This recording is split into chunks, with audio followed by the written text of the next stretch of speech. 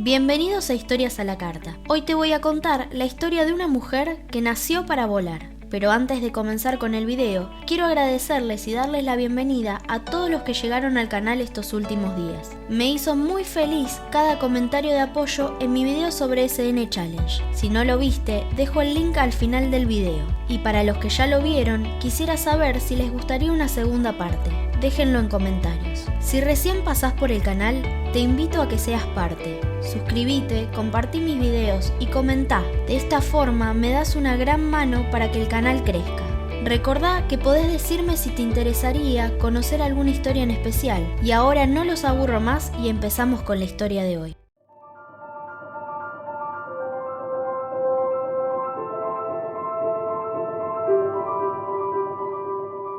Ella es Amelia Mary Earhart. Nació el 24 de julio de 1897 en Atchison, Kansas, Estados Unidos. Su familia estaba compuesta por su padre, Samuel Edwin Stanton Earhart, su madre, Amelia Amy Otis, y su hermana 2 años menor llamada Grace Muriel Earhart. Pasó gran parte de su infancia en Atchison, viviendo con sus abuelos maternos, quienes le dieron una vida llena de comodidades.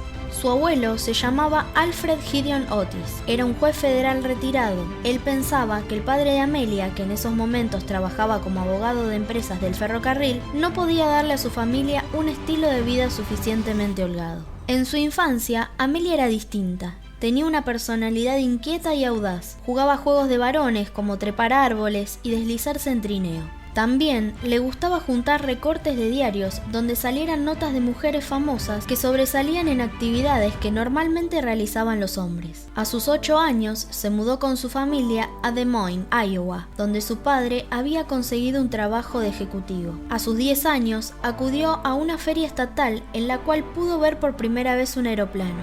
En esa oportunidad, Amelia dijo que era una cosa hecha de cables oxidados y madera. Nada interesante. Luego, una serie de hechos desagradables llegaron a la familia. Poco después, su padre fue despedido de su trabajo por haber caído en el alcoholismo. En 1911, su abuela materna, Amelia Harlan Otis, a la cual ella le tiene mucho cariño, fallece. La familia decide primero mudarse a St. Paul, Minnesota, y luego a Springfield, Missouri. En esta última ciudad, el padre tenía la seguridad de tomar un empleo, lo cual no resultó, ya que la persona a la cual él reemplazaría nunca había dejado el puesto. Esto provocó el enojo de su esposa Amy y decide partir a Chicago junto con Amelia y su hermana Muriel.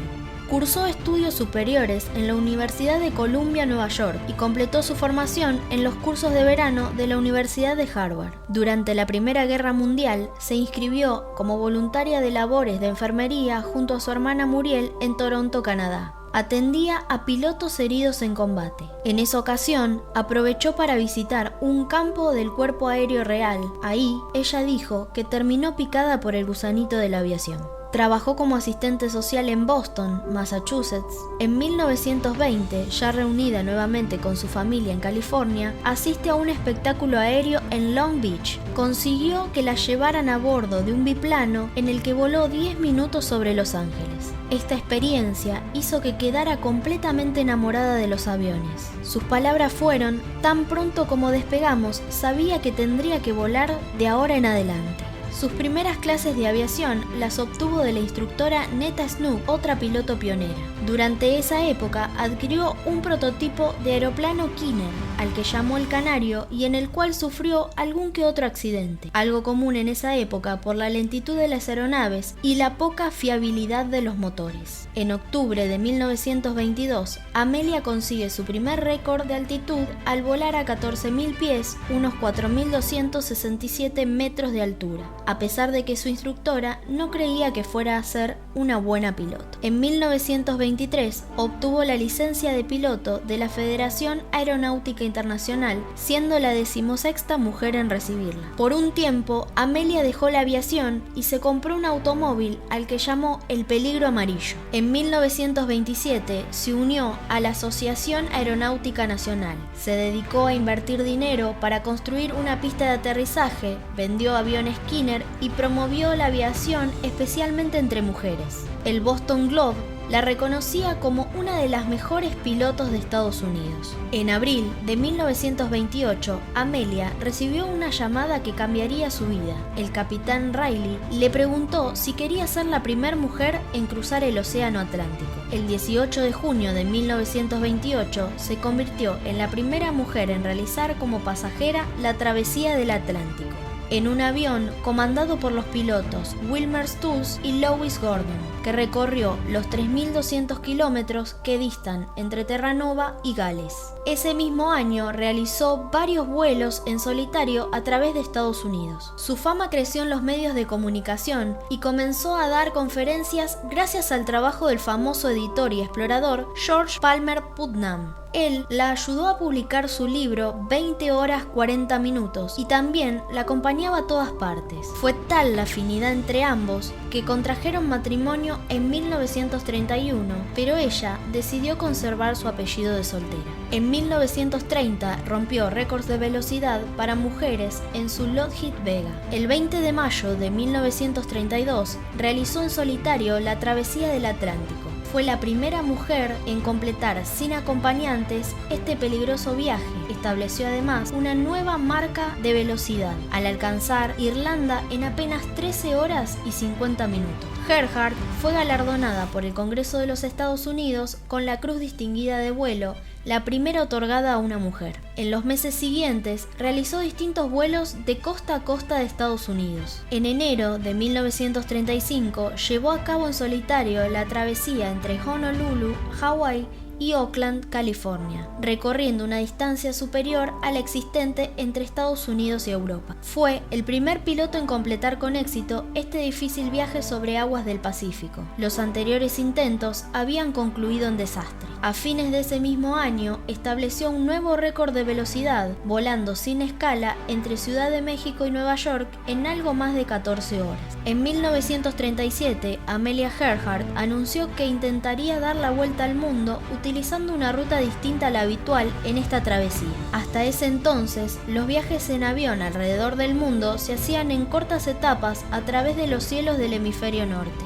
Earhart intentaría, junto a su copiloto y navegante, el capitán estadounidense Frederick Shane Noonan, circunvolar el globo siguiendo la línea del Ecuador, en un bimotor Lockheed Electra 10E. Iniciaron el viaje el 1 de junio de 1937, volando desde Miami, Florida, hasta Sudamérica, de allí a África y posteriormente a las Indias Orientales. Tras haber completado 33.000 kilómetros en 30 días, más de los 2/3 de la travesía, su avión desapareció en medio de un temporal el 2 de julio, cuando realizaban la penúltima etapa del viaje. Irían desde Lae, Nueva Guinea, a la isla Howland junto a Australia. En Bandung, en la isla indonesia de Java, ocurrieron algunos percances. Hubo retraso por el mal tiempo y a la aeronave se le realizaron reparaciones. Pero lo más grave fue que Amelia enfermó de disentería. La disentería, anteriormente conocido como flujo o flujo de sangre, es un trastorno inflamatorio del intestino, especialmente del colon, que produce diarrea grave que contiene moco o sangre en las heces. Si no se trata la disentería, puede ser fatal. Partieron de allí el 27 de junio hacia Darwin, en Australia, donde mandó los paracaídas de regreso porque no serían necesarios, según ella, en lo que restaba del viaje. Llegó a Lae, Papúa Nueva Guinea, el 29 de junio con 35.405 kilómetros volados y 11.265 por recorrer. Partió a las 0 horas el 2 de julio. Se cree que el avión tenía 2.000 galones de combustible para 20 o 21 horas de vuelo, pero la situación climática no era la más favorable, ya que estaba nuboso y con lluvias intermitentes. En este tramo mantendría comunicación con el guardacosta estadounidense Itasca. A las 7:20 reportó su posición a 232 kilómetros al suroeste de las islas Nuku'manu. A las 8 hizo su último contacto de radio con Lae, donde se les comunicó que el avión volaba en curso a las islas Howland a 3.657 metros de altura. Sin embargo, nunca se supo el rumbo que siguió tras alcanzar Nuku'manu. Después, hubo algunas transmisiones cortas al Itasca, pero no pudo averiguarse su posición porque los mensajes eran demasiado breves. A las 19:30 se recibió el siguiente reporte. Llamando al Itasca: debemos estar encima de ustedes, pero no los vemos, el combustible se está agotando. A las 20:14, el guardacosta recibió el último mensaje dando su posición. Hacia las 21:30 determinaron que el avión pudo haberse estrellado en el mar y entonces comenzó la búsqueda. La desaparición de Amelia Earhart y de su experto piloto fue motivo de numerosas y a menudo fantásticas especulaciones, pero al día de hoy siguen sin estar claras las circunstancias del accidente y el lugar exacto donde se produjo. Algunas fuentes sostienen que el avión se vio obligado a realizar un aterrizaje forzoso en las Islas Phoenix en el Pacífico, donde los dos ocupantes sobrevivieron como náufragos hasta su muerte. Esto contrasta con la versión oficial que defiende que el avión se quedó sin combustible, lo que provocó su caída en el agua del Pacífico. Sea como fuere, el final que tuvo el vuelo de Amelia Earhart y el destino de los pilotos sigue siendo un misterio por resolver. En el año 2009, la vida de Amelia Earhart fue llevada a la pantalla grande de la mano de la cineasta Mira Nair, que dirigió la película Amelia con la actriz Hilary Swank interpretando a la famosa aviadora. Muriel, después de que su hermana desapareciera, pasó décadas biografiando la vida de Amelia y gestionando su legado. Muriel escribió 2 libros sobre Amelia, uno titulado El valor es el precio y Amelia, y el otro Mi valiente hermana. Si llegaste hasta acá, te quiero dar las gracias y te invito a suscribirte, darle like y activar la campanita. Déjame un comentario, de esta forma me ayudas a que el video llegue a más personas y el canal crezca. Si te gustaría ver el video de alguna historia en especial, también déjamelo en comentarios. Gracias por estar ahí.